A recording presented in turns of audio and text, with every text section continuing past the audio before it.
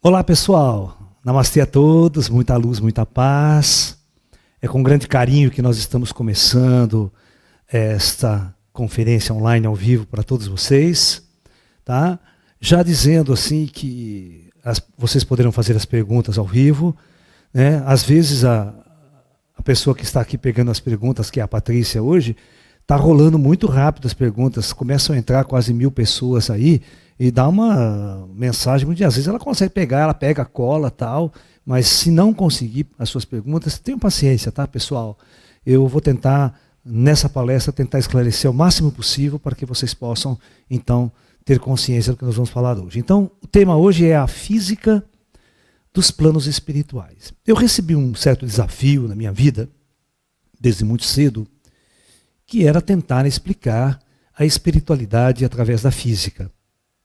É um exercício extremamente difícil. Por quê? Porque a física, ela se desenvolveu numa direção.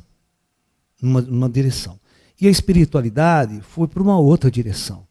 Tá? A física foi buscar o conhecimento no mundo externo, no exterior, indo para galáxias, aquela coisa toda, né? E com aquela máxima do arquivo X, né? A verdade está lá fora. Claro, porque os cientistas da Europa estavam cansados do domínio da Igreja Católica, aquele domínio das religiões e tudo mais, né? Da questão do divino, do espiritual, nas mãos da Igreja Católica.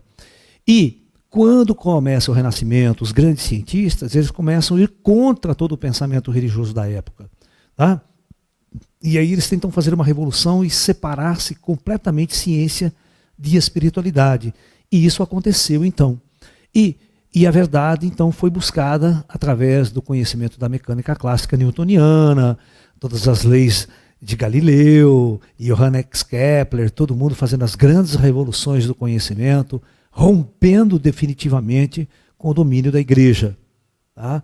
Todos os grandes cientistas, vocês sabem, sofreram muitas repressões da igreja, muitos foram queimados na fogueira por heresia, por tentar trazer um conhecimento verdadeiro e científico para a humanidade. Ok? Então, a espiritualidade hoje, ela não é aceita pela ciência. Hoje a grande inquisitora do século XXI, do século XX, do século XXI, é a ciência. Então, se a ciência não dizer que é assim e é assado, não existe. Ok? Então, todos os fenômenos paranormais, vida após a morte, as cidades astrais, toda uma situação fora da matéria, tem que ser explicado dentro de uma linguagem científica, senão a ciência não aceita. Mas tem um problema, tem um porém aí. Isso não é uma coisa tão simples de se fazer. Pegar a espiritualidade e trazer numa linguagem matemática, numa linguagem científica. Ok? Então, eu aceitei parte desse desafio e tentei construir uma teoria baseada na mecânica quântica e na teoria da relatividade de Albert Einstein, fazendo uma fusão entre as duas. Para isso, você tem que entender um pouco de teoria quântica de campo, que é uma matemática sofisticada, é uma teoria sofisticada. Mas nesta palestra, então, eu vou tentar simplificar a matemática ao máximo, tentar deixá-la bem degustável, deixá-la a nível colegial até, tá? Não entrar em nenhuma integral, derivada, parcial, aquelas maluquices, que quem quiser saber disso, vai lá assistir. Eu tenho um seminário com 8, acho que conferências aí no YouTube, gratuita para vocês, que é um curso de introdução à mecânica quântica. Aí você vai ver o que é matemática para baixo mesmo, tá? Então, aí vocês vão lá, quem quiser mais detalhes, tudo. Então, essa é uma palestra para céticos, viu? É uma palestra para céticos, para quem não acredita em vida após a morte, para quem não acredita na espiritualidade, e a gente vai começar a conversar com bases científicas de como a gente vai fazer isso. Então, veja bem. Todos vocês espiritualistas já devem ter assistido o filme Nosso Lar, né? Aquelas cidades astrais, com toda a tecnologia, com toda uma estrutura, a vida após a morte. A pergunta é, onde fica isso geograficamente? De que material é feito aquelas construções, aquelas naves, aquelas casas? De que matéria é feito o espírito? Por que os nossos 5 sentidos não interagem com o espírito? Por que a gente não vê o espírito? Por que o espírito não interage com essa matéria aqui? Por que ele atravessa essa parede e tal? Que explicação científica nós temos que dar para isso? Então, vocês vão ver que é um exercício mental complexo, mas nós aceitamos e vamos lançar a base e a semente desse processo. Tá ok? Então eu quero que vocês acompanhem comigo, porque eu tive que desenvolver uma nova teoria astrofísica sobre a astrofísica do espaço, né? Do espaço-tempo, da matéria no universo e a estrutura de planetas e de estrelas. Então, veja bem. Classicamente, nós temos, né, que a estrutura de um planeta, ele tem a crosta terrestre, a parte sólida da Terra, no caso a Terra, né? Nós temos a crosta, depois que essa parte é uma casquinha de ovo, né, em relação ao tamanho da Terra, que é sólida, e lá dentro nós temos o magma, o manto, o núcleo terrestre, aquela coisa toda, muito quente de rocha derretida. Entendeu? Então a parte praticamente sólida do nosso planeta, ela tem uns 40, 50, 70, 100 quilômetros, dependendo da situação, né, de espessura, ao longo, né, boiando nesse magma. Ok? E em volta da Terra nós temos a atmosfera terrestre, né? Nós temos a atmosfera terrestre que se estende até uma certa altura com relação à superfície da Terra. Ok? Se estende até uma altura, que são os gases que compõem a atmosfera terrestre, né? Nós sabemos que é basicamente nitrogênio, oxigênio e outros gases aí no meio da história, né? Ok? Então, isso é a visão mais comum, né? Agora a pergunta é, se é assim a Terra acaba aí, terminou aí, onde ficam as cidades astrais? Vocês se lembram que eu dei uma palestra aqui para vocês sobre dimensões gratuita e eu proibi vocês falarem em outras dimensões? Tá? E está proibido ainda, tá? Eu vou provar para vocês que tudo isso se encontra nessa dimensão, que outras dimensões não existem. As dimensões são dimensões matemáticas. Eu já expliquei isso outras vezes, tá? Entendeu? Então, onde ficam as cidades astrais? Primeira pergunta que nós temos que responder. Segunda pergunta, né? Do que material é feito? Né? De que matéria é feita, vai? Ou são feitas, vamos colocar assim, porque são feitas as cidades astrais. Né? Ou seja, que tijolo que o cara usa lá, né? Para construir cimento, mar, concreto, como é que ele vai fazer aquelas construções? Da cidade nosso lar e outras coisas mais. Terceira pergunta. De que material é feito o espírito, né?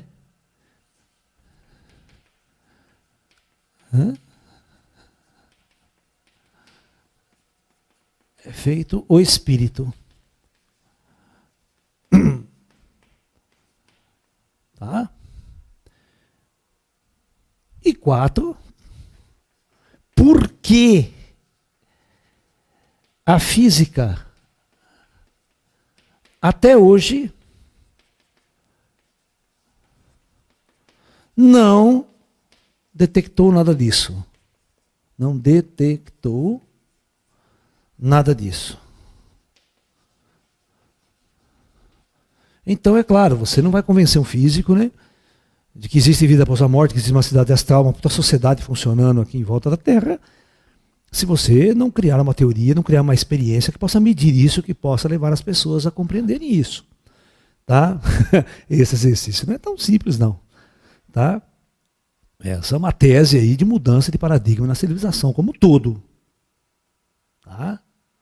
Então, vamos tentar enfrentar esse problema. Hoje em dia existem umas perguntas que a ciência sabe, os físicos sabem que existem em astrofísica e cosmologia, né? E é uma incógnita em cima disso. Então, duas coisas importantes. Primeiro, energia escura.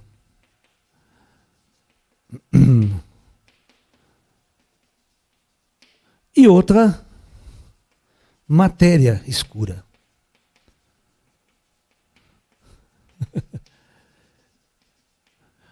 Tanto a energia quanto a matéria escura, todas as vezes que o físico usa a palavra escura, ou buraco negro, ou negro, tá? Para se referir a um determinado campo de estudo, a tradução é: não sei nada sobre o assunto. Ou seja, toda vez que energia... O que é energia escura, professor? Não sei, ninguém sabe, nem os físicos sabem, por isso que eles chamam de escura. Matéria escura. O que é matéria escura, professor? Não sei, nem os físicos sabem. A única coisa que os físicos sabem é o seguinte: quando eles foram medir a massa da galáxia, fazer uma medida através de processos indiretos, certo? Cálculos matemáticos indiretos que a gente faz a medida, deu uma zebra. Apareceu uma massa tão grande, mas tão grande, mas tão grande, que não era compatível com o número de estrelas, com gases interestelares, com planetas, luz e tudo que a gente conhece de matéria dentro da galáxia. Dava um absurdo, né? Uma coisa de 70%, 80% a mais. Então ninguém entendia que tipo de matéria era essa que estava sendo medida. Porque o número de estrelas da nossa galáxia é avaliado, tem uma probabilidade de ter tanto de matéria que a gente conhece, mas praticamente 80% de uma outra matéria, de uma outra coisa que a gente não sabe o que é, onde está. Entendeu? Então, essa avaliação indireta chamou a atenção dos cientistas para que existia uma outra substância, uma outra matéria que não era percebida, não era conhecida de forma direta, nós não sabíamos aonde estava ela, a gente acha que permeia toda a galáxia, né? E também vai permear todo o universo de uma forma geral, quando você mede em termos astrofísicos o universo em geral. E existe essa matéria oculta, que ninguém sabe onde está, e ninguém sabe detectar, e não tem como detectá-la diretamente até hoje. Então aí vem o Lalá e lança a teoria dele. E se essa matéria que eles estão procurando, que eles chamam de matéria escura, for exatamente a matéria que compõe o espírito, que compõe as cidades astrais, que compõe toda uma estrutura oculta que está em volta dos planetas, e que a física não consegue interagir, não consegue criar uma medida, e não consegue ainda perceber a existência dela. E dá para fazer um cálculo estrutural e perceber que só essa matéria em volta dos corpos celestes, em volta dos planetas, dá para sim compor, porque a matéria em termos de espaço, em termos de dimensões, ela é muito grande, ela ocupa um espaço muito maior do que o planeta Terra. Então a matéria que compõe o invisível, como a gente chama, é muito maior em quantidade, em volume, né, do que a matéria compacta da dimensão atômica que a gente vai interessar. Então, nós já vamos supor, para estudos aqui, olha, guardem essas perguntas que nós vamos ter que responder todas elas. Né? Então nós vamos fazer o seguinte. Tá? Então eu vou lançar uma teoria aqui, prestem atenção. Tá? Eu vou lançar uma teoria de que existe, então, o planeta Terra, agrupado, toda a matéria, ela forma um planeta redondo, porque ela está submetida a uma força gravitacional, e essa força gravitacional é uma força de atração, então toda a matéria é atraída para o centro desse planeta, criando uma estrutura esférica. Então, se nós tivéssemos ao redor da Terra um outro tipo de matéria qualquer, tá? Que a física desconhece, que não é a atmosfera, tá? Uma matéria muito mais sutil, ela também estaria sujeita às forças gravitacionais, porque quando se mediu a galáxia, ela também tem a ver com as forças gravitacionais, ela foi levada em consideração. Então, ela também é atraída por forças gravitacionais para o centro, esse tipo de matéria, ok? Então a matéria existe, ela está aqui, só que a física desconhece essa matéria, não tem nenhuma teoria sobre ela. Quem vai lançar uma teoria sobre essa matéria ao redor dos planetas é o Titio Lalá. Ninguém fez isso até hoje. Por isso, esse meu trabalho é complicado, ele é complexo. Tá ok? Tem várias maneiras de a gente fazer isso. Eu vou tentar fazer um resumo nesta aula aqui para vocês. Tá ok? Então, para explicar, e é dessa mesma matéria aqui que é feito o espírito, tá? O espírito é fabricado com essa matéria, e todas as construções, e todas as cidades astrais também é feita com essa mesma matéria. Então hoje eu vou me limitar a não falar da consciência, não falar do espírito, não falar da vida. Eu vou falar sobre isso num curso que nós estamos organizando aqui, que começa segunda-feira, são 10 aulas, todas as segundas, que é chamado Salto Quântico da Consciência. Então nesse curso nós vamos trabalhar intensamente com a consciência, com o espírito, com a alma, no sentido de entender ela dentro desse contexto extradimensional. Ok? Ok? Mas eu estou falando que essa matéria aqui, ela não está em outra dimensão, ela está aqui em volta da Terra. Da mesma forma que os espíritos, quando eles entram, ficam na sala aqui no nosso lado, ele está aqui nesse mesmo lugar, está dentro dessa sala. A única coisa é que os meus sentidos não percebem ele. E essa matéria, eu passo a mão aqui, não sinto nada, eu atravesso o espírito com a minha mão. Essas duas matérias, presta bem atenção, se você passar a sua mão muito devagar, muito rápido no ar, você sente um vento de oxigênio, você sente a presença do ar. Mas se você passar a sua mão bem devagarzinho, é como se no espaço não existisse nada. Entendeu? Então essa matéria que eu estou falando, ela é muito mais sutil que o próprio ar, que o próprio oxigênio, que o próprio nitrogênio, que a atmosfera. Ele é muito mais sutil. Por isso não pode ser percebido. Mesmo quando eu passo, a minha mão atravessa essa matéria não interage diretamente com essa matéria muito densa aqui. Ok? Então essa matéria seria então parte da estrutura dessa matéria escura que os físicos não detectam. E que estaria, por questões gravitacionais, em volta de corpos celestes. Tá? Se a matéria é atraída por campos gravitacionais, mesmo que se chegue mais uma quantidade muito grande dessa matéria, causa uma força gravitacional consistente. Tá? Então, nós vamos partir deste princípio aqui para discutirmos essa questão. Então agora, eu vou ter que fazer o seguinte com vocês. Eu vou ter que apagar isso aqui e vou ter que lançar a mão, né, do início da física quântica. Então a física quântica em 1900, né, o físico Max Planck, ok? Ele, estudando a radiação de corpo negro, ele chega a essa conclusão, que a energia emitida por corpos aquecidos seguia uma relação direta com a frequência. Né? E essa energia era medida através do pulso eletromagnético que essas radiações emitiam. E o interessante disso é que ele percebeu que essas radiações eram emitidas em quantidades definidas, em pulsos. Claro que na época ele não entendia por quê, só depois com a teoria de Niels Bohr sobre a estrutura atômica do átomo de hidrogênio é que pôde-se entender por quê que essa energia eletromagnética era emitida em pulsos, em pacotes definidos como quantas. Então, estava definido o quanta de energia. Né? Então, todo mundo já estudou isso. Essa aqui é uma coisa que até nos colégios, antes de para fazer cursinho, para faculdade, vocês têm que saber. Ok? Muito bem. Aí todos vocês sabem, né, que Albert Einstein, em 1905, Albert Einstein publica a sua teoria da relatividade, onde a mais famosa equação da relação entre massa e energia é construída, chegando à conclusão que a energia que carrega um objeto material de massa m é igual a mc ao quadrado. Ok? Então, quando essa massa está em repouso em relação ao referencial, tudo bem. Tá? Então, quando Einstein, né, desenvolveu uma teoria do efeito fotoelétrico,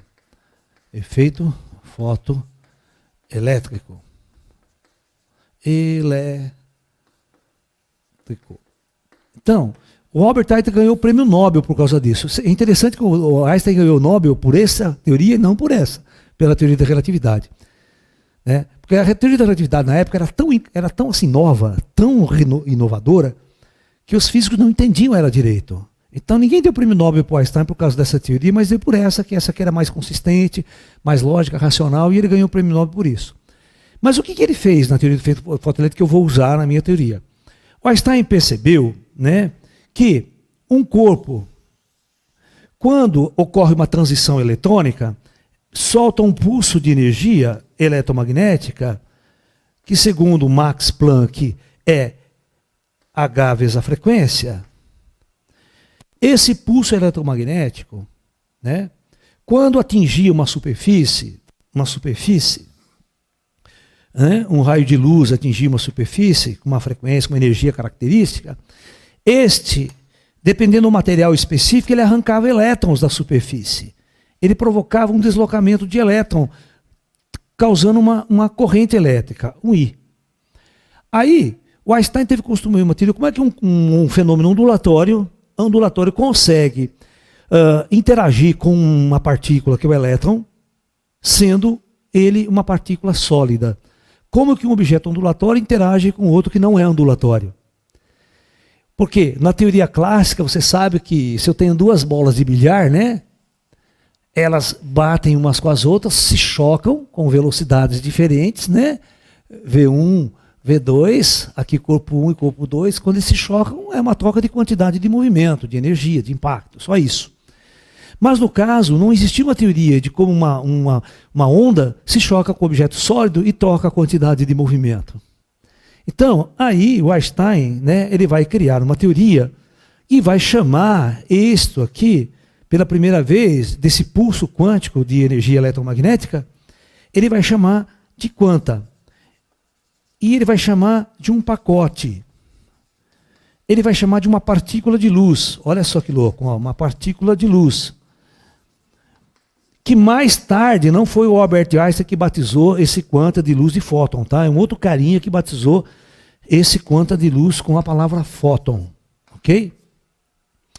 Então, agora nós tínhamos duas coisas interessantes. Nós tínhamos o elétron com uma massa m e nós tínhamos um fóton sem massa, que o fóton não tem massa, interagindo e trocando quantidade de movimento. Isso para a física era uma coisa meio complicada explicar isso daí. Tá? Como que um objeto sem massa interage com um objeto com massa e troca a quantidade de movimento e arranca elétron e tudo mais.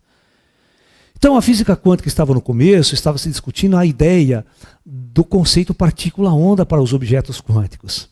Então aí o fóton, o elétron, próton, nêutron, quarks, tudo essas coisas todas foram consideradas partículas quânticas que tinham e interagiam de forma dual, né? A experiência das fendas, depois difração de elétron, difração de Young, vocês já viram em outros aulas de física e clássica até em colégio. Então, na verdade, essas duas interações se tornam complicadas, tá? Então a ideia foi essa. Aí vem um cara que é o meu ídolo na física, tá? Que fez a base da física quântica toda moderna, tá? Que é da onde eu vou partir para construir a minha teoria, que é um cara chamado Louis de Broglie, um francês, que não era físico, ele era professor de história, olha só que louco. E o irmão dele, Maurice de Broglie, que era físico. E ele era professor de história, mas ele adorava a ciência, ele adorava essas coisas, e se meteu em estudar isso. O bom, sabe por que a coisa voltou? Porque ele era professor de história, ele começou a olhar a coisa de um outro jeito. Ele não olhava como os físicos. Então os físicos têm uma visão meio quadrada para olhar o mundo, e o cara que era de fora, eu estou vendo isso aqui diferente, de jeito diferente, eu vou construir diferente. Então, ele começou a construir uma ideia diferenciada do que eram as partículas, os prótons, os elétrons, os nêutrons, e principalmente numa época que não se conhecia, né, a ideia de próton, nêutron ainda, bem antes disso, né? Mas tudo bem. Então vamos partir do princípio de que o Louis de Broglie, ó, Louis de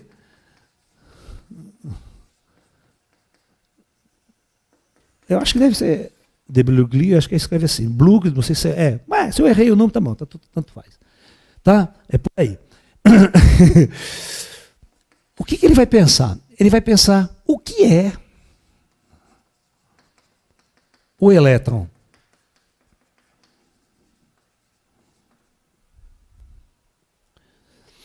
Se ele é uma onda, o que ele é? Então vamos imaginar um conceito, né? O elétron, vamos imaginar a carga do elétron. Então a carga do elétron, que todo mundo sabe que o elétron tem uma carga negativa e vale um valor em coulombs. Então se você tem o elétron aqui, e ele gera ao redor dele, em 3D, um campo elétrico. E, segundo a lei de Coulomb, né, esse campo elétrico gerado pelo elétron é uma constante, giz americano, vezes a carga sobre a distância ao quadrado. Essa é a famosa lei de Coulomb. Mas essa fórmula, ela diz que esse campo magnético, esse campo elétrico gerado pela partícula, ela se estende praticamente até o infinito. Não é? Agora a pergunta é, o que é esse campo ao redor da partícula? Né? Por que a partícula gera esse campo e interage a uma distância enorme? Como as massas criam o campo gravitacional, ou existe o campo magnético, né? Mas os físicos foram fazendo experiências e entenderam que não existe campo elétrico e campo magnético. Só existe uma única coisa chamada campo eletromagnético. Ok? É uma coisa só. Mas, então, era a dificuldade de você pegar esse campo eletromagnético, gerado pelas partículas, cargas elétricas em movimento, gerando o campo magnético. Ok? E se a partícula acelerasse, ela irradiava. Todos esses fenômenos eram conhecidos. E o que tem a ver isso com o campo gravitacional? O que tem a ver o campo gerado pela partícula, o campo elétrico e o campo magnético, com o campo gravitacional? E antes, James Clerk Maxwell já tinha descobrido que o fóton, ou a radiação eletromagnética, ou seja, ou a luz, é uma radiação eletromagnética. Uma onda eletromagnética irradiando no espaço sem partícula. Né? Sem uma carga gerando esse pulso eletromagnético. É uma coisa muito louca essas coisas. Então, o século XIX, bicho, o século XX foi o século das grandes inteligências, das grandes descobertas, né? De gênios abrindo as portas para o futuro. Hoje nós não temos a mesma coisa não, tá? Hoje a física está estagnada e ninguém vai para frente. Tá? Tudo que você vê hoje de moderno na tecnologia é a aplicação dessa física quântica desses caras do começo do século XX. Bom, então, o de Broglie imaginou que esse campo se estendesse. Aí, vamos lá ver o que o de Broglie fez. Então, o de Broglie, ele imaginou que se o elétron é uma partícula que oscila, é um objeto que oscila, né? Então ele imaginou um elétron assim, ó.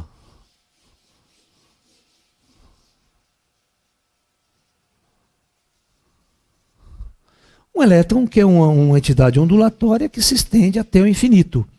E onde a amplitude é mais intensa, nós temos a característica sólida do elétron. Mas só que isso é em 3D, tá? Eu estou desenhando numa dimensão só na lousa, mas isso está acontecendo em 3 dimensões. A partícula, ela se estende até o infinito. E ela é muito mais concentrada em um determinado ponto, onde a frequência oscilacional dela é maior. Agora, a grande pergunta que vocês faziam, o que é que oscila? Poxa. Aí que vem o Albert Einstein. O Albert Einstein, ele vai tentar criar uma teoria, né, que é a chamada teoria geral da relatividade, que é uma teoria para tentar incluir as duas teorias, a teoria eletromagnética e a teoria gravitacional numa única só. Fazer uma teoria de campo unificado. Tá? Mostrar que tanto o campo elétrico quanto o campo magnético e o campo gravitacional, eles interagem, eles são a mesma coisa, na verdade. Né? Então, o Einstein falou o seguinte, a teoria de campo de Einstein, ela vai dizer o seguinte, antigamente as pessoas estudavam a partícula e o campo. O Einstein falou assim, olha, vocês estão errados. A única coisa que existe é o campo. É uma entidade que ele chamou de campo, que permeia o universo inteiro, o cosmos inteiro. E o que são as partículas? As partículas são condensações locais desse campo. Mas como ela se condensa? Desse jeito. Então quando o campo começa a vibrar, oscilar, aparecem as partículas. E é muito engraçado que o elétron, a gente chama ele de partícula fundamental, ninguém conhece, ninguém consegue identificar, ou seja, diferenciar um elétron de outro. Todos os elétrons são iguaizinhos, feitos em forma. Eles têm a mesma carga, a mesma massa, a mesma característica. Assim também o próton e o nêutron. Ele tem a mesma massa, embora o próton e o nêutron a gente possa dividir ele em partículas menores, que são os quarks, né? Mas vamos esquecer um pouco, senão vai complicar a cabeça de vocês com essa história de quark. Vamos pegar o elétron, que ele é indivisível, ele não tem quark, ele é ele. Para estudar ele, e a partir dele todas as outras teorias se interpretam para as outras partículas. Tá? Então, olha que interessante. Então a nossa partícula vai ser o campo, agora nós vamos mudar. Então você tem que pensar tudo em 3D, tudo está acontecendo em 3D no espaço. Então eu tenho em 3D, eu tenho o campo, vamos supor que o campo está linear aqui, ó. Ele não vibra, ele está permeando o espaço todo, o espaço-tempo todo. De repente, esse campo, por a questão, ele começa a fazer uma pequena oscilação específica e é característica de uma partícula chamada elétron. Aí nesse mesmo campo eu tenho outro tipo de objeto sendo adensado que tem a característica de próton. E uma outra partícula está sendo adensada com características de nêutron. Só para simplificar as coisas. Ok? Aí vem o Albert Einstein e diz que esse elétron ele tem uma energia que é igual à massa dele vezes a velocidade da luz ao quadrado. A energia desse próton é a mesma coisa, né? Que é do elétron, é igual à massa dele, do próton, vezes c ao quadrado. E aqui a energia do nêutron é igual à massa vezes do nêutron, né? Vezes a velocidade da luz ao quadrado. Bom, aí o de Broglie vai fazer um lance muito louco. Ele vai, mas se é onda, partícula, se é partícula, onda, tudo, eu também posso aplicar essa equação do coisa aqui para esse aqui. Então essa energia interna do elétron, ela está em forma de uma frequência de uma onda vibracional. Se ele está em forma de uma onda, eu posso escrever essa equação. Então essa energia do elétron também pode ser escrita H vezes a frequência. A do próton também, né? Só que agora você não põe massa, você põe H vezes a frequência, né? E essa energia do nêutron também pode ser H vezes a frequência. Ó, tudo aí não foi eu que fiz, tá? Isso aí é o de Broglie. É o grande de Broglie, que é o meu ídolo na física quântica. O meu ídolo na física quântica não são os que vieram depois dele, não, sabe? O pessoal que veio depois dele começou a deixar ele meio de lado, as ideias dele de lado, e começaram a desenvolver uma outra linha de pensamento. Tá? O Schrödinger, né? Outros caras lá, os que a gente chama, o pessoal da escola de Copenhague, lá começou a deixar ele meio de lado. Mas ele fez a base de tudo. Agora ele vai fazer uma coisa muito interessante aqui. Presta atenção. Vou até escrever aqui. Ele falou assim, se as duas coisas são iguais, por que eu não posso igualar essas duas equações? Então lá vem ele fala assim, ó, então, essas duas equações são iguais. Então eu posso dizer que mc ao quadrado é igual a h vezes a frequência. Ok? Logo, a massa relativa a uma partícula é igual a h vezes a frequência sobre c ao quadrado. Então, essa aqui, de Broglie fez e foi estudar a quantidade de movimento das partículas, de um fóton e tudo mais, tal, ok? Muito bem. Então aí, agora vai entrar o titio Lalá. Vocês sabem que até hoje ninguém definiu massa direito. Os grandes reatores lá suecos que estão lá, eles estão tentando encontrar o conceito real de massa. Porque quando o Newton criou a ideia de massa, é um puta de um chute que não significa nada. Criar a ideia de massa inercial, massa gravitacional, que é uma outra definição, não vem à discussão agora. Né? Mas Newton não sabia o que era massa. Era um coeficiente angular da reta das medidas que ele fazia lá. Né? E então nós vamos entender, e muitos acreditam que massa tem a ver com matéria, com onda de matéria, tal, aquela coisa toda, o conceito do que seja matéria. Eu vou provar que o espírito é matéria. E você não toca, não vê, não olha, é matéria. Tá? Então, muito bem, isso o de Broglie fez. Agora, o que o de Broglie não fez é que o Lalá vai fazer agora. Porque eu estou procurando uma coisa que eu sei que existe, como eu sou um sensitivo, sou um médium desde criança, eu sei que existe espírito. Eu sei que existem as cidades astrais. Esse é que é o mundo espiritual. Então, o grande desafio é eu pegar essa coisa que empiricamente ou experimentalmente eu sei e transformar numa linguagem que a ciência possa aceitar. Tá? É claro que os ETs, a matemática deles é outra. Se pegar a matemática deles e trazer aqui, os físicos vão demorar 1000 anos para entender. Nem a linguagem eles vão entender. Então não adianta pegar o ET e deixar o ET escrever a teoria. Ninguém vai entender nada. Então, primeiro você tem que fazer uma linguagem. A nossa física ela tem que ir devagarzinho, uma coisa atrás da outra, conhecimento sobre conhecimento. Se você traz uma coisa muito avançada, ninguém entende. Né? Então, vamos lá. Olha o que eu vou fazer. Olha a pergunta que o Lala fez. Veja se eu tenho razão ou não. A pergunta é, por que a massa do elétron é sempre a mesma?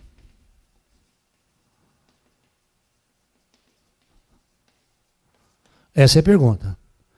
E vou fazer outra pergunta. Por que a carga do elétron, né, é sempre a mesma? Todos os elétrons têm a mesma massa. E todos os elétrons têm a mesma carga. É como se ele fosse feito em forma. Uma ordem cósmica lá falou, o elétron você vai ser desse jeitinho aqui, com esse tamanho, com essa massa, com essas características. O próton é a mesma coisa. Você junta tantos quarks aí, dá o próton, tem a mesma massa, a mesma carga positiva, mas a mesma carga. É como se eles fossem feitos em forma. E claro, se eles têm sempre a mesma massa, eles têm sempre a mesma energia. Claro, quando essa energia é medida num referencial de repouso. Muito bem. A energia deles é mc², ou H vezes a frequência, quando você trabalha ele com a forma ondulatória e pega a média da frequência em relação com a média de onda que ele está vibrando ali. Então, é como se o elétron tivesse uma fotografia perfeita, uma frequência característica perfeita de oscilação, né, numa média, né, porque você pode ter uma partícula oscilando, uma intensidade maior e um comprimento de onda associado a ele. Todo objeto ondulatório tem comprimento de onda, tem frequência, tem amplitude da onda, tem todos esses valores característicos de uma onda. Muito bem. Então, o porquê da massa do elétron ser sempre a mesma? Então eu falei assim, eu comecei a pensar, puxa, será que não tem um outro elétron? Outro elétron, igualzinho, com uma massa diferente?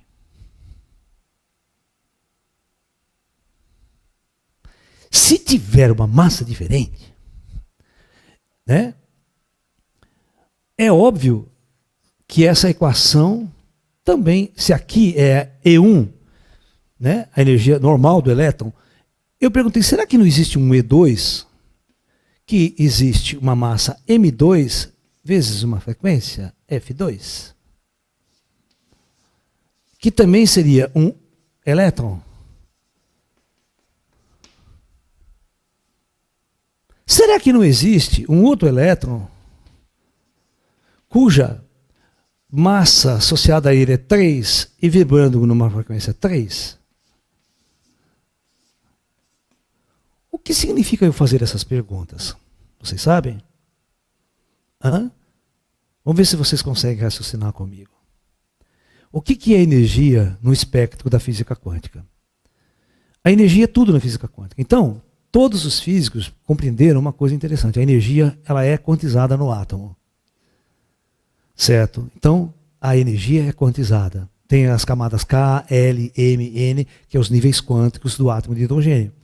E nós temos subníveis, né? S, P, D, F, que são os orbitais, que são níveis quânticos da onde o elétron pode ter uma probabilidade de ser encontrado naquelas regiões ali. Porque não existe mais órbita, tá? Ninguém fala mais de órbita. A gente fala orbitais, que é a probabilidade de você encontrar o elétron ao redor de uma estrutura atômica, de um núcleo atômico, tá? Então, muito bem. Então, lá, eu vou fazer o seguinte, eu vou mudar para uma característica mais fácil de ser matematicamente entendida por todos vocês, e nós vamos chegar lá no plano espiritual já já. Não fique nervoso, não. Tá? Estou sendo o mais simples possível e tentando ser o mais didático possível para vocês entenderem isso. Então, quando vocês vão estudar o átomo de hidrogênio, vocês têm lá níveis de energia. Tá? Você tem o estado fundamental, que eles vão chamar de E0, onde o elétron está lá bonitinho, na órbita do elétron. Esse aqui é o nível de energia, não tem nada a ver com a geometria, né, da coisa. Quando o elétron ganha energia, você dá energia para ele através de injetar fóton, através de injetar calor, ele salta para cá. Isso aí seria o salto quântico, tá? Por que é o salto quântico? Porque ele não tem essa intermediação, ele não está aqui. Ou ele está aqui, ou ele está aqui. Ele não existe nesse intervalo. Não é um salto como um salto quântico que você salta, você vai ver ele passando no ar e indo para outro lugar. Não. O salto quântico é assim, o elétron some aqui e aparece aqui. Ele não existe nesta região. Tá? Ele não pode existir. Então ele simplesmente aparece aqui em cima. E assim por diante, ele vai dando esses saltos quânticos. Até existe um nível de energia que ele se liberta do átomo e vai embora. Ele vira elétron livre, né? Ele escapa e vai embora. E todas as vezes que o elétron perde energia, ele desce. Ele salta para outros níveis. Todo mundo sabe que para saltar de um nível, voltar para cá, ele perde um fóton, cuja energia que ele perde é a diferença, né? Se aqui ele vai chamar de E1, E2, E3, todos vocês sabem, né? Que o elétron perde um fóton, né? Cuja energia associada a ele, né? A energia dele é o ΔE, que é o E sempre é o E3 menos E2, tá? É a energia que ele carrega. Muito bem, eu fiz uma coisa semelhante, porque isso aí significa quantizar a energia de um elétron orbital, tá? Mas energia cinética dele, tá? Não é energia interna dele, não. A energia interna nunca muda. A energia de massa dele. Bom, então veja bem. Agora, eu vou fazer o seguinte. Eu vou fazer uma coisa que nunca ninguém fez. Eu vou quantizar a massa do elétron. Eu vou quantizar a energia interna do elétron. Olha, eu vou quantizar, ó, a energia interna do elétron. Aquela energia que ele está oscilando, né? É aquela energia associada a uma oscilação de campo. Que essa energia é igual a H vezes a frequência. Que é também mc ao quadrado. Mas dizer isso é a mesma coisa que quantizar a massa. Eu vou brincar aqui porque a energia ela é diretamente... Eu posso até criar um sistema de unidade na equação de Einstein, onde eu posso escrever que E igual a M, onde o C vale 1. Posso criar um sistema de unidade e fazer isso. Aí eu sei que E e massa são a mesma coisa. Então se eu estou criando uma quantização de energia interna, eu estou criando uma quantização de massa indiretamente. Esse é o raciocínio matemático. Então veja bem o que o Lalá fez. Eu fiz exatamente isso. Ó. Presta atenção. Eu criei níveis de energia para massa. Ninguém fez isso até hoje, nenhum físico fez.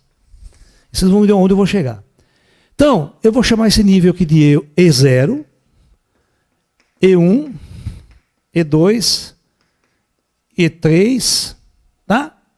E vou até colocar um amarelinho aqui, ó. E vou chamar de E-1. E-1, tá? Ok? Isso aqui eu posso criar até um nível E-enésimo. E aqui, lá para cima, né, um E menos enésimo também. O que eu quero fazer com isso? A massa do elétron aqui, é aquela fórmula que nós aprendemos, né? H vezes a frequência sobre C ao quadrado. Mas como H e C ao quadrado é uma constante, você pode dizer que a massa M0 é igual a uma constante vezes uma frequência F0 também, tá ok?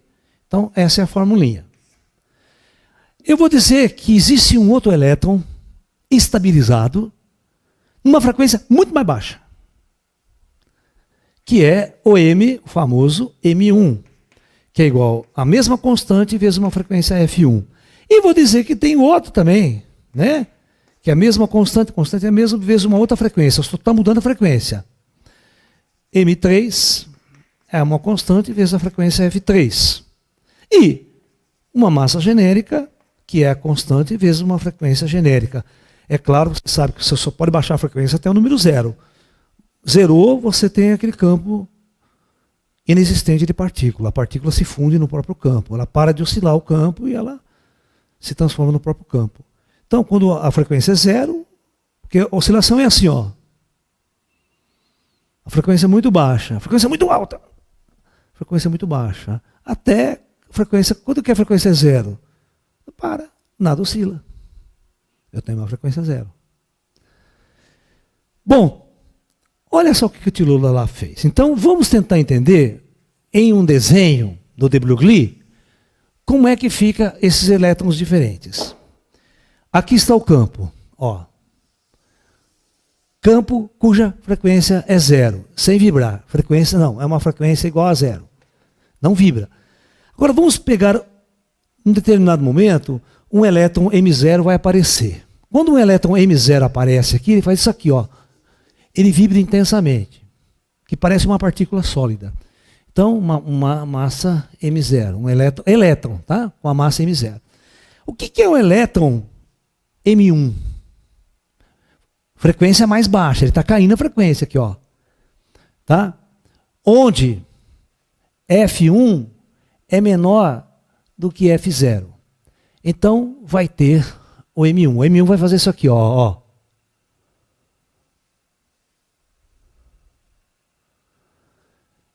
Ele vai ser um objeto, quando a frequência diminui, o comprimento de onda aumenta. O comprimento de onda aumenta, ele perde a característica de um objeto sólido. Quando ele vibra muito rápido, parece um objeto sólido. Quando ele cai a frequência assustadoramente, o comprimento de onda expande e esse objeto tem uma característica muito menos sólida. Então, isso aqui seria o M1. E o que é um elétron agora vibrando numa frequência M2 aqui? Pior ainda, ó, o elétron ele vai fazer mais isso aqui. O comprimento de onda é muito grande. Ele vai ficar mais... Ou seja, a densidade dele vai cair assustadoramente. É como se ele não existisse. Esse elétron vai atravessar a parede, ele vai atravessar tudo. Certo? Então eu tenho uma massa M2 aqui de um elétron também. E tudo é elétron. Eu simplesmente teorizei, e tudo no mesmo campo, hein? Está conectado pelo mesmo campo. Eu simplesmente quantizei a massa. Agora eu vou pegar toda essa teoria e vou transformar ela em astrofísica dos planetas, das estrelas. Vou apagar. Não tem jeito. É a astrofísica dos planetas. É uma astrofísica moderna que só os ETs e os espíritos sabem que ela é assim. E a vida existe nessas outras realidades. Esse é o ponto-chave da questão. Então, eu tenho aqui o planeta Terra. Em termos de densidade, todos vocês sabem que o conceito de densidade, né, a densidade de um corpo é a massa dele sobre o volume. Ok? Tá? Logo, eu tenho a densidade do elétron, se você pegar a massa dele e dividir pelo volume aparente que ele ocupa no espaço, se a gente calcular uma região, você tem uma densidade do elétron zero, né? Com a massa M0. O que aconteceria com o elétron D1? Se ele tem uma massa M1 muito menor e ele tem um volume muito maior. Por que maior? Porque ele expandiu. Ó, além da massa ser menor, ele vai ocupar um volume muito maior no espaço, esse elétron. Então, a densidade cai assustadoramente. Então, veja bem, vocês já misturaram no colégio, vocês foram lá brincar, pegaram um becker de vidro assim, tá? E foram misturar líquidos não miscíveis com densidades diferentes. Então, você coloca água. Ele enche até aqui de água. Aí depois você coloca óleo. Aí você vai ver que o óleo não se mistura com a água e eles têm superfícies bem definidas. Aí você coloca um outro líquido não miscível, que ele vai formar uma outra camada e sempre vai ter uma camada muito clara que separa esses líquidos. Porque eles têm densidade diferente e não se misturam. Agora você imagine a Terra tendo outra matéria, né? Outra matéria com densidades diferentes. Então acontece assim, a mais denso vai para o centro, por gravidade. A menos densa vai formar uma outra superfície aqui, ó. Então essa é a primeira, presta atenção. Aí eu tenho uma outra superfície, que é feito com aqueles elétrons de outra densidade. E aí eu tenho, mais uma vez, uma outra. A Terra seria uma casca de cebola, como se fosse uma cebola. Mas só que, veja bem, aqui, está nós aqui, ó, nessa superfície aqui densa, feita dessa matéria densa. Aqui a Terra, então, teria outras superfícies, ó. Teria outras superfícies mesmo, isso aqui é matéria. Né? Por quê? Se eu uso essa teoria que eu acabei de falar, assim, para o próton, para o elétron, para o nêutron, eu posso dizer que existe um átomo, né? O átomo inteiro, átomos inteiros, com massa M1 menor que M2, né? Não, ao contrário. M0 maior do que M1, maior do que M2 e maior do que M3. Por quê? Eu posso ter átomos agora, moléculas, tudo que tem aqui, eu posso ter aqui. Então é por isso que existe uma biologia, existe matéria, existe animais, existe tudo após a morte. Porque na verdade ninguém morreu. Então, dessa forma, usando o nosso lar, usando toda a coisa espiritual, essa matéria aqui, essa primeira superfície da Terra após a crosta, está a cerca de uns 500 quilômetros de altura. Ela está bem alto mesmo. Por isso que nas linguagens esotéricas o céu fica lá para cima. E o inferno fica para baixo. Porque tudo que é mais denso tem mais dificuldade. Tudo que é sutil, leve, que a gravidade às vezes nem atrai, às vezes até flutua. Você solta uma pena na atmosfera, lá, ó. Imagine um corpo espiritual feito de uma massa tão menos densa que essa massa ela ficaria, ó, quase que flutuando. O campo gravitacional não ia atrair nem tanto ela mais. Né? Então aqui, nesta superfície, estariam as cidades astrais. Nós teríamos uma outra superfície da Terra feita de matéria, só que em níveis quânticos diferentes. Mas está aqui no mesmo espaço. Agora fala, mas por que os físicos não detectaram? Não detectaram porque a radiação, a gente só olha para o espaço com o telescópio e a gente só estuda a radiação eletromagnética que vem do espaço, mais nada. E a radiação eletromagnética ela atravessa isso aqui e chega nos telescópios aqui. Ela não interage quase com isso aqui. Que a matéria é tão sutil, tão menos densa, que o raio de luz atravessa como se não existisse nada ali. Então, para o físico não existe mais nada, a não ser a própria atmosfera feita de oxigênio denso, do nível quântico zero, que a gente chama aqui para entender. Então, nós podemos entender uma coisa muito interessante, que é uma teoria que os espíritos nos ensinam. A vida biológica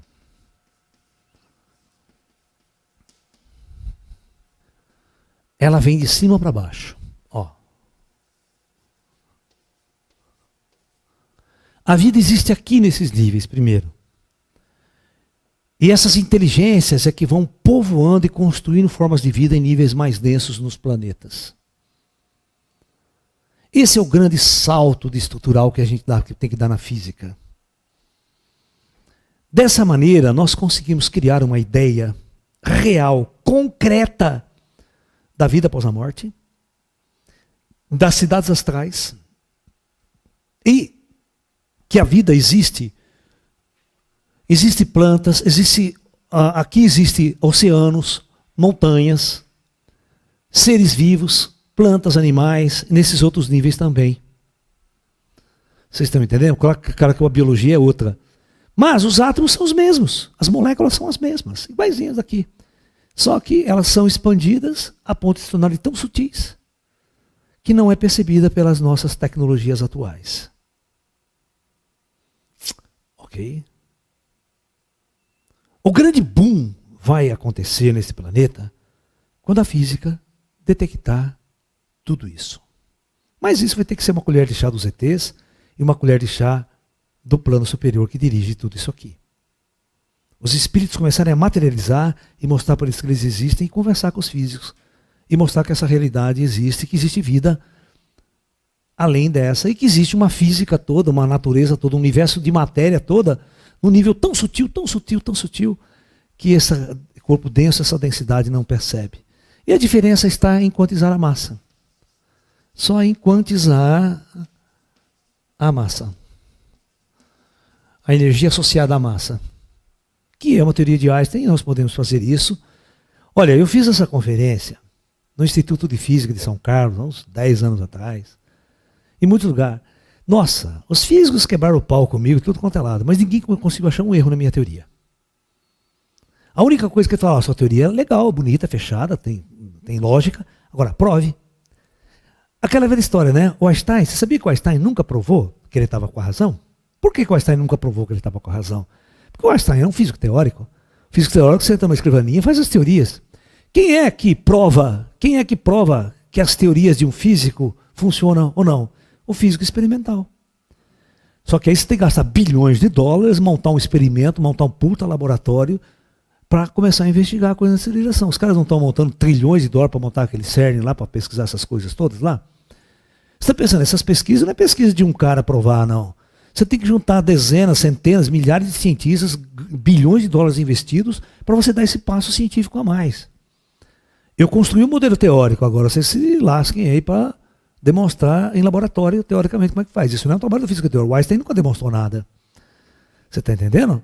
Quem demonstrou as teorias de Einstein foi o Sir Eddington, né? O Sir Eddington, que era um astrônomo, que provou que a teoria de Einstein estava correta quando observou o eclipse e tudo mais. Mas não foi o Einstein que foi lá medir e fazer as medidas. Porque o Einstein não é físico experimental, ele nem sabe trabalhar com eletrônica, nem sabe montar um equipamento de laboratório, essas coisas todas. Isso aí tem especialidade dentro da física. Então a minha teoria é essa, é um modelo teórico. Inclusive, né, os físicos falavam, Laércio, prova que você está certo. Eu brincava com ele, dava risada, mas prova que eu estou errado. Para provar que eu estou errado, ele vai ter que montar um puta aparato experimental, gastar milhões de dólares para provar que eu estou errado. Mas também pode provar que eu estou certo. Vocês estão entendendo? O Einstein, eu vou dizer uma coisa, o Einstein, na teoria de relatividade dele, ele demonstrou que o campo gravitacional ao redor de corpos celestes poderia oscilar. O que é oscilar? Criar uma onda gravitacional. Quando a estrela tivesse algum problema de explosão ou de variação de massa, de volume, de densidade, ou desse uma explosão muito violenta, poderia ser gerado uma ondulação gravitacional. Isso era teórico. Nunca ninguém tinha provado isso. Nunca ninguém tinha medido. O Einstein fez isso em 1916. Olha, só há um ano atrás aqui, que nós medimos pela primeira vez uma onda gravitacional vindo do espaço. Então é assim que funciona. O físico faz uma teoria, a teoria dele só vai ser demonstrada 100 anos depois, 200 anos depois, vai saber ela quando. Em termos experimentais. Né? E agora, né, vocês viram que recentemente os telescópios do Paranaguá, aí do Chile, detectaram ondas gravitacionais intensas vindo de um sistema binário em colapso. Né? Colapsando um sistema binário, e aí gerou exatamente toda essa onda da maior notícia do ano, astrofísicos brasileiros envolvidos também nessa pesquisa da USP, né? Que foi um boom aí, porque mais uma vez se confirma e assiste ao vivo, né, o colapso de um sistema binário de estrelas impactando e gerando radiação gama, gerando pulso gravitacional e sendo detectado aqui na Terra ao vivo isso. Isso é uma coisa fantástica. Em termos de física é. Mas eu tenho certeza que quando vocês viram a notícia, vocês ficam, pô, mas que caso, isso é coisa difícil. A vida de vocês não mudou por causa disso, nada mudou. Porque é uma coisa específica do mundo do físico, do mundo do astrofísico, do mundo do cosmólogo. Mas para nós vai reforçando uma série de coisas. Né? Então essa é uma teoria lalaísta construída pelo professor Laércio, que a Terra tem várias superfícies, e nessas superfícies se constrói cidades, tem montanhas, vales, oceanos, tem forma de vida, e por isso as inteligências mais avançadas, da mesma forma, a consciência eu não vou ter tempo de falar da consciência. Nesse curso eu vou falar sobre a consciência usando essa mesma teoria da física quântica para mostrar como é que uma consciência habita esses planos superiores e como é que a consciência também é mais expandida, ela interage mais, percebe mais, e a gente vai colocar inteligência nisso tudo. Tá? Então, dessa maneira, nós conseguimos mostrar para céticos que o espírito não é fantasma. O espírito é matéria. É um objeto real. Pode-se medir a massa dele. Pode-se pesar o espírito numa balança. E muitos cientistas já tentaram fazer essa experiência. Pegar um cara que estava morrendo, mede a massa dele com uma perfeição incrível, com variações de decimais da casa, e a hora que o cara morre, que o espírito vai embora, sai do corpo, há uma variação da massa. Muito pequena, mas medível. Provando que eu também não estou errado, que o espírito tem massa. E que todos os corpos que estão nessa dimensão têm massa também. Mas uma massa muito pequena. Porque quando o corpo se expande, há um salto quântico de densidade de massa. A massa, o elétron se estabiliza em vários níveis. Aí na física, nesse curso que eu dei lá na CDU, um aluno falou, professor, escuta aqui, mas não teria para cima? Lembra que eu coloquei o -1 lá, na minha escala? Ou seja, você tem não tem elétron mais denso do que esse? E que vai acontecendo uma densidade para cima também? Eu falei, tem. Aonde? Muito simples. Em núcleos de estrelas, estrelas de nêutrons, corpos celestes extremamente massivos na galáxia, pode carregar massa de prótons, elétrons e nêutrons num nível quântico acima desse que a gente conhece e ter uma matéria extremamente mais densa, um átomo muito mais denso e um elétron muito mais denso, um próton muito mais denso em níveis quânticos superiores de massa. Tá?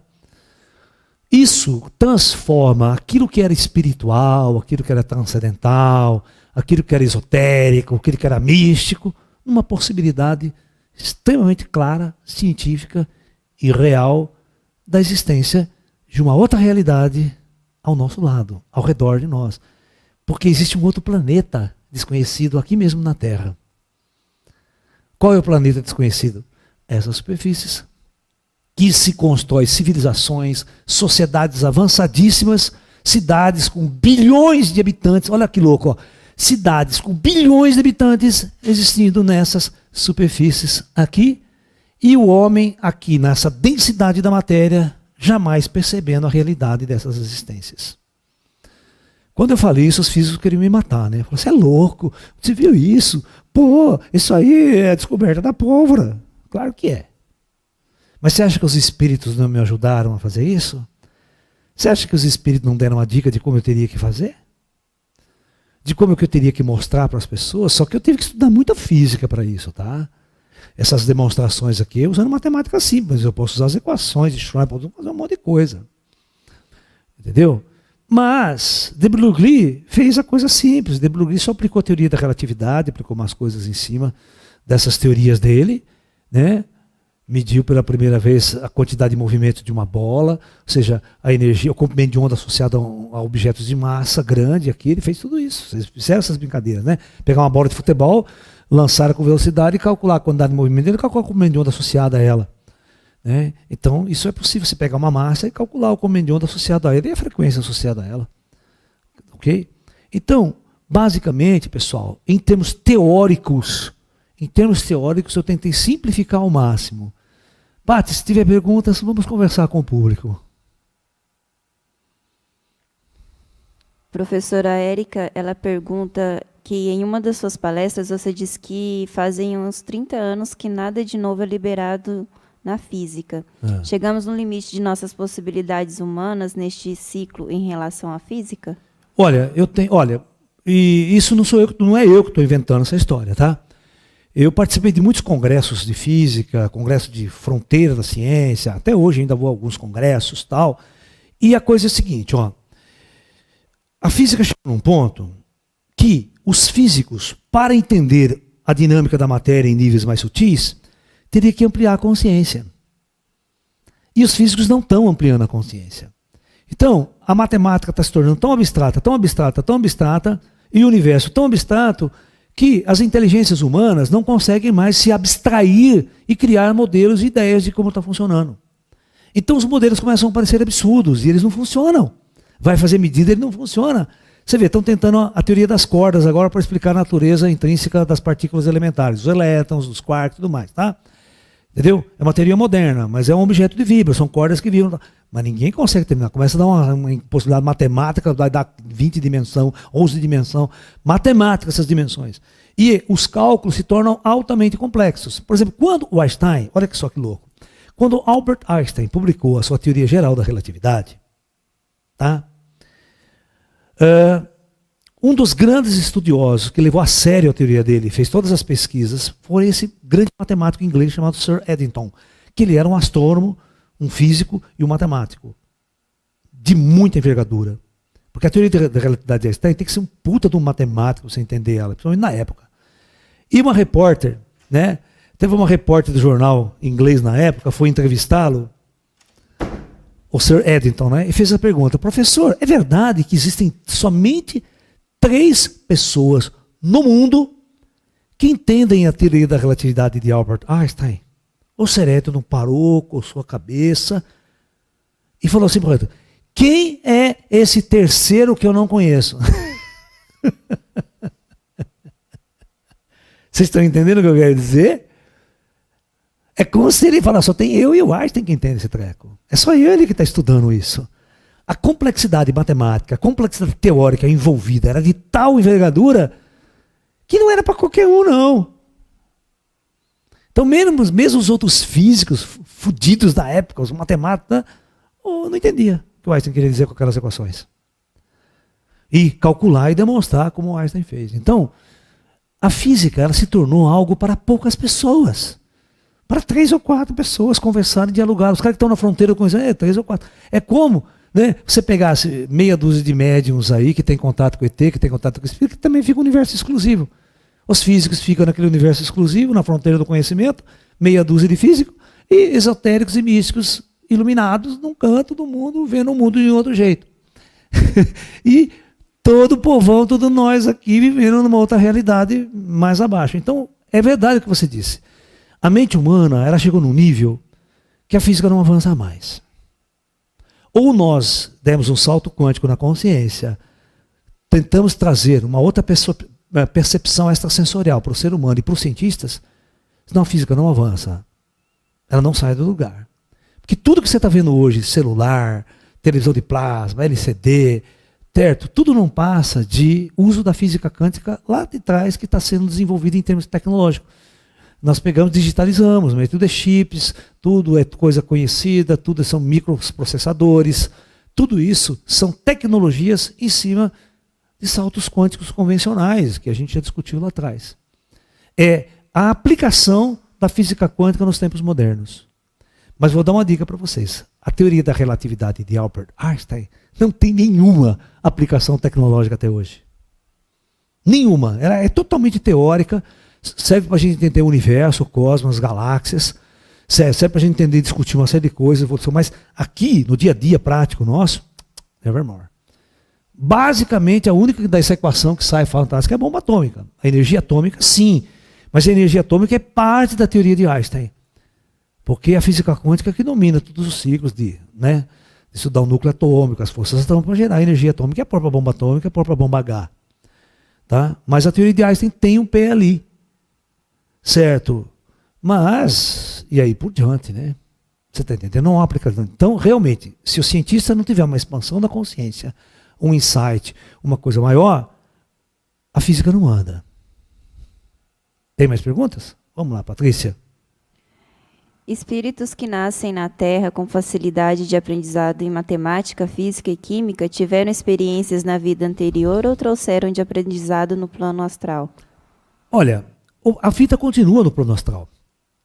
Muitos grandes cientistas que vieram para a Terra e fizeram toda essa revolução eram pessoas que no mundo espiritual eram grandes gênios. Eles encarnaram para fazer essa revolução. Eles encarnaram a mando do comando planetário. Então, é uma época que você consegue colocar grandes cientistas, grandes inteligências, e eles fazem essas revoluções do conhecimento humano. Porque o comando astral permite, né? Então tudo é controlado. Assim, por exemplo, a ciência não descobre mais nada. Por quê? Porque o plano astral não encarnou ninguém com uma puta abertura para fazer uma puta revolução científica. Né? Porque a revolução agora, o grande salto dessa civilização vai ser a revolução espiritual. Não é uma revolução científica, é uma descoberta de uma realidade que eu estou tentando colocar para vocês aqui. Que todo médium vive, que todo espiritual vive. Mas a gente tem que colocar isso para todo mundo. Não pode ficar na mão de meia dúzia de médium só. Todo mundo tem que viver essa realidade subjetiva, que é a era da luz. Descobrir vida após a morte, todo mundo não vai ter mais medo da morte.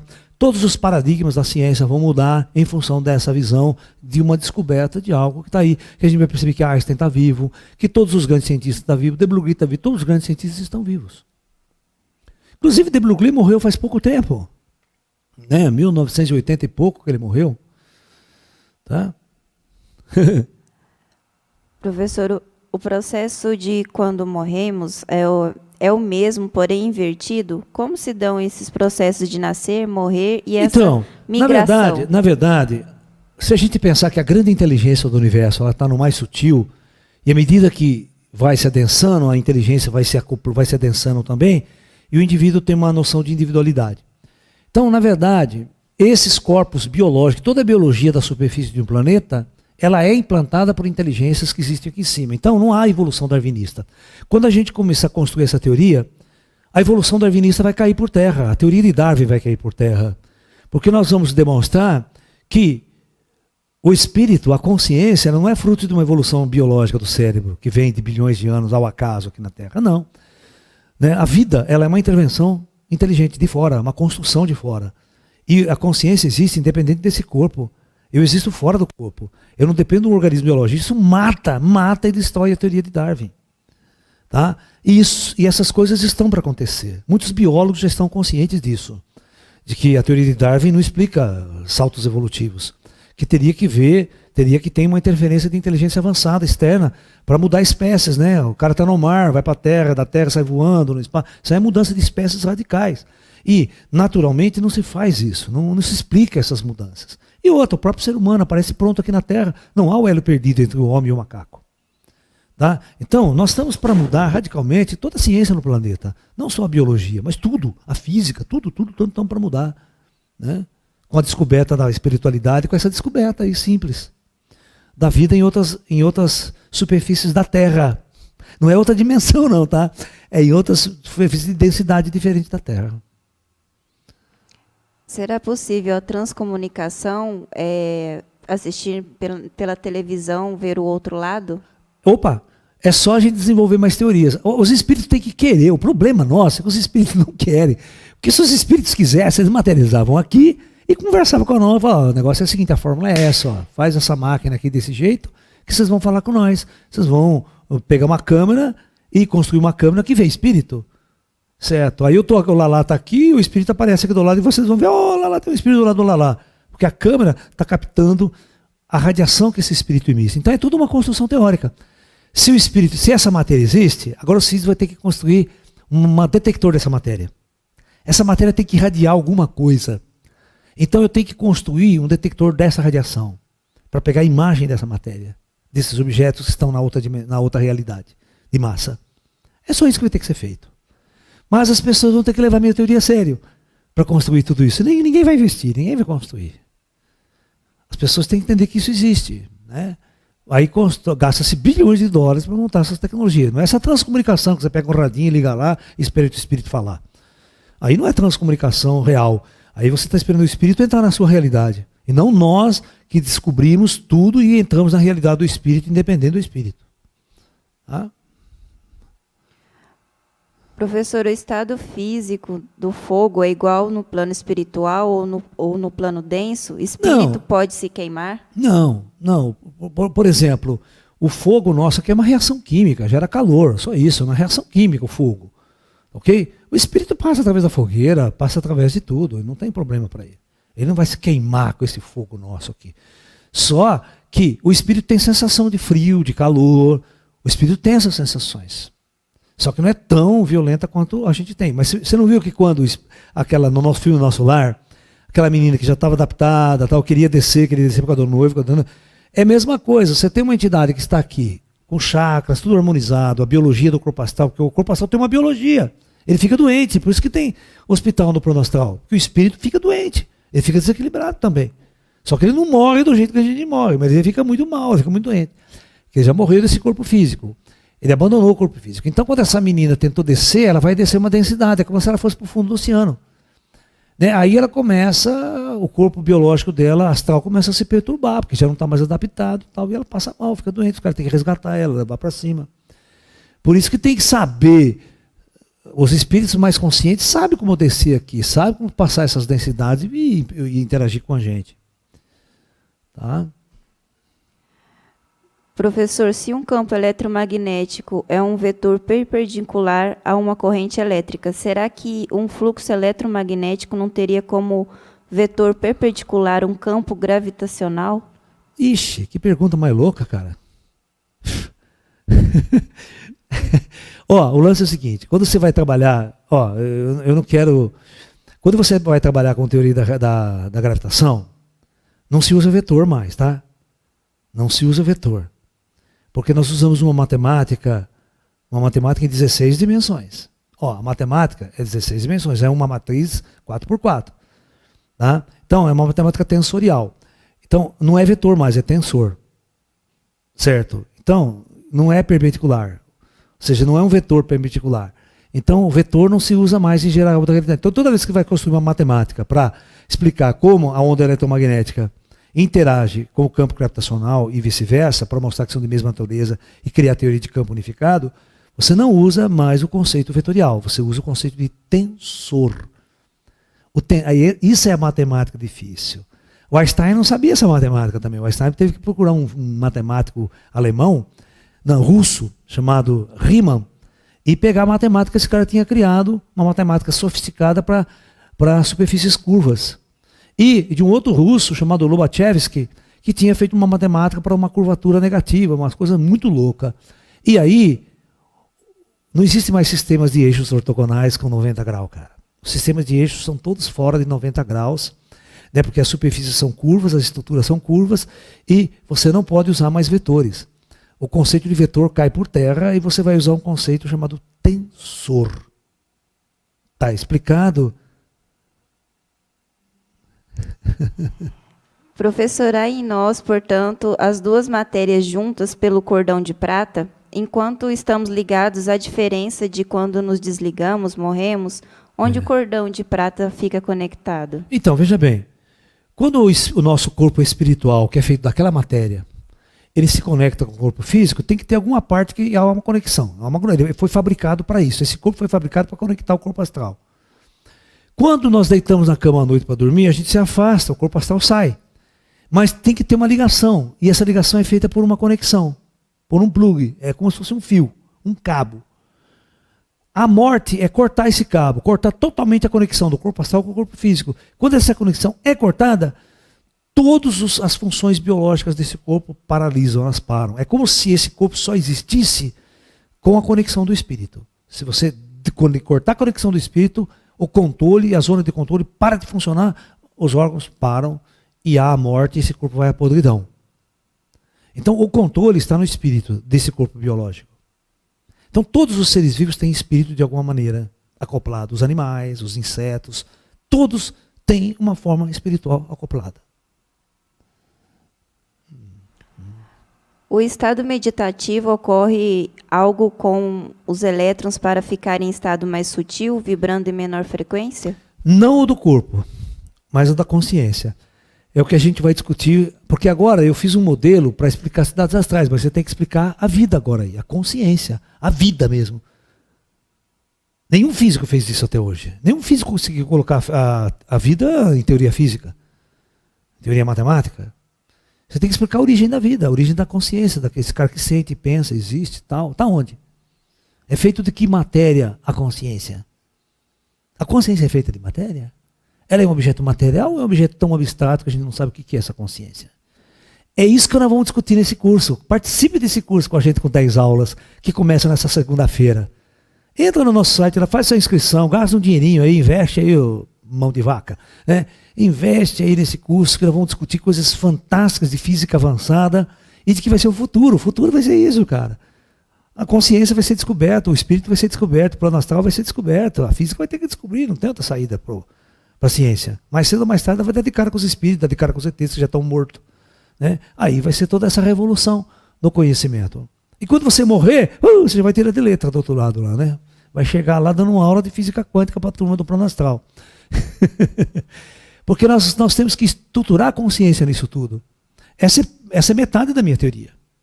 A segunda parte da minha teoria é eu tenho que colocar a vida, eu tenho que colocar a consciência, eu tenho que explicar de onde vem o espírito, de onde vem a consciência. Por que a consciência é um objeto quântico também e pode ser tratada com leis da matemática da física quântica.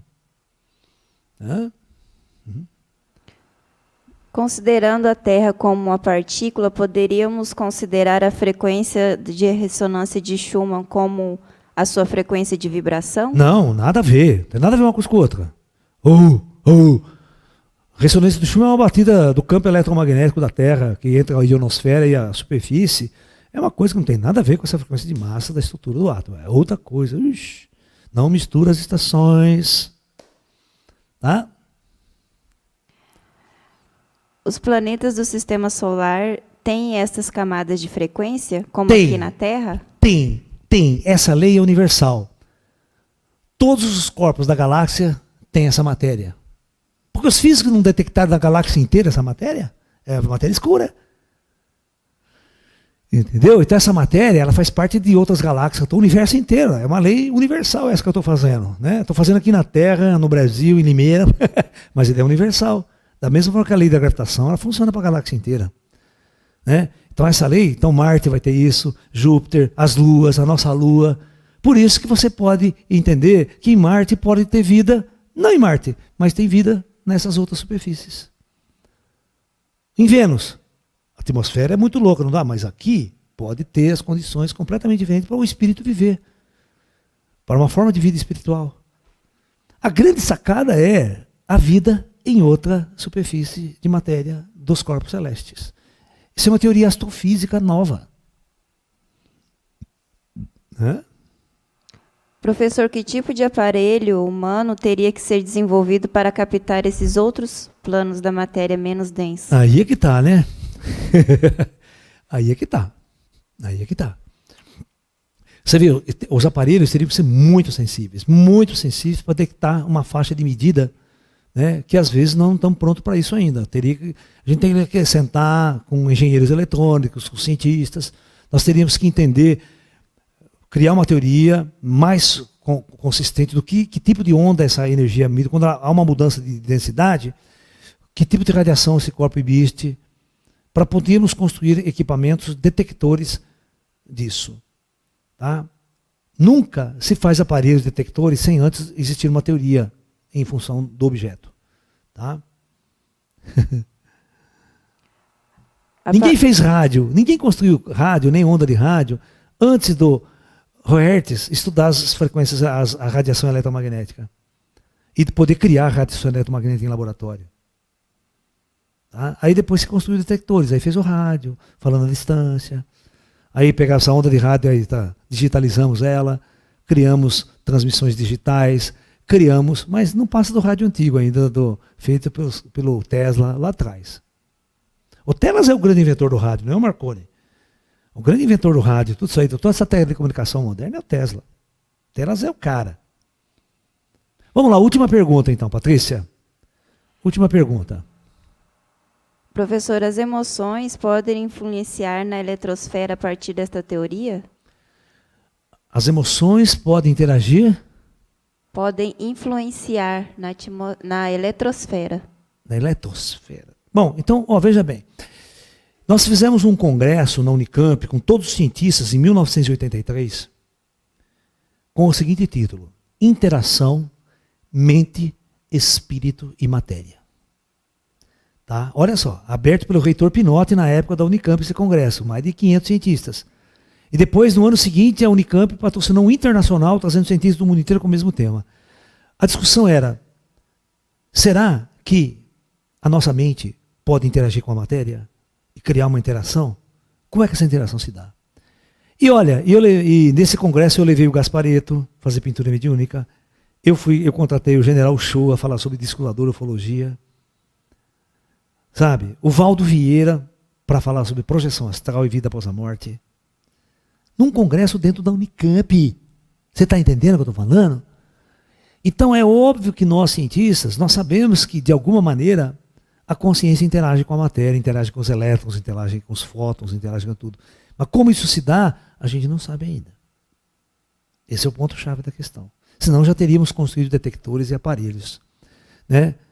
E detectaríamos os espíritos também, que pinta através do Gasparetto, que o Valdo Vieira vê com a evidência perfeita que ele tinha, né? Então é isso. Pessoal, muita paz, muita luz. Deixa eu fazer uns convites antes de eu encerrar aqui. Tá? Além desse curso, né? Amanhã nós vamos aqui às 4 da tarde, fazemos um seminário especial de 4 horas e vamos falar sobre as possibilidades de uma guerra nuclear no mundo, de uma terceira guerra mundial, e o que faríamos para sobreviver numa guerra nuclear. Então eu vou ensinar todas essas questões da física, da matemática, radiação, tal. Vou ensinar todas essas coisas para vocês, porque eu fui o cara que fez o primeiro manual brasileiro de sobrevivência à guerra nuclear lá na década de 80. Tá? Eu tive que fazer um estudo na Unicamp, na parte da física nuclear, sobre os efeitos de uma guerra nuclear para o Brasil. Eu tive que fazer, foi um trabalho que eu fiz dentro da física, né? E a partir disso eu peguei esse material de estudo e nós fizemos um livrinho que fala tudo como que é os efeitos de uma guerra nuclear para o Brasil e como sobreviver caso aconteça uma guerra nuclear. Tá? Então, em cima desse meu livro aí, que chama Manual de Sobrevivência à Guerra Nuclear, nós vamos dar uma palestra amanhã, vamos discutir todo esse caso da Coreia do Norte, todas essas grandes ameaças, vamos discutir as armas modernas de destruição em massa, que são além das armas nucleares que estão aí, e nós vamos estar discutindo tudo amanhã, né, nesse curso de 4 horas, que começa às 16 horas, tá? Tem uma taxinha aí de R$100 aí, você tem alguma coisinha aí para você participar, para ajudar o nosso trabalho também, né? A gente faz bastante coisa de graça, tá? Mas de vez em quando a gente tem que fazer umas coisas para sustentar o nosso trabalho, tá? E no feriado de finados, na próxima semana, nós estaremos com um encontro maravilhoso em São Tomé das Letras, em nosso ashram, lá nas montanhas. Nós temos vagas ainda, as últimas vagas, corram para alojar conosco lá. Nós vamos ter, e o tema é Encontro com a Nossa Alma Perdida. Então nós vamos estar voltando interiormente à nossa alma, tentando descobrir por que 86% das almas encarnadas hoje na Terra estão na primeira encarnação. Nós vamos discutir exatamente trazer essa alma à tona, seu foco de nossas vidas, e não mais a matéria, e sim a alma dominar. Nós vamos falar de ufologia, nós vamos ter vigílias ufológicas noturnas, prática de tai chi, bate-papo com o professor Laércio. Então é uma vivência de 4 dias maravilhosos em São Tomé das Letras. Entre em nosso site, que é www.laerciofonseca.com.br, e você vai ter todas as informações de nossos cursos, de nossas palestras, de nossas vivências aqui em Limeira, e aonde a gente vai estar com a nossa programação. Ok? Então, namastê, muita paz, muita luz a todos, e até um próximo encontro, pessoal.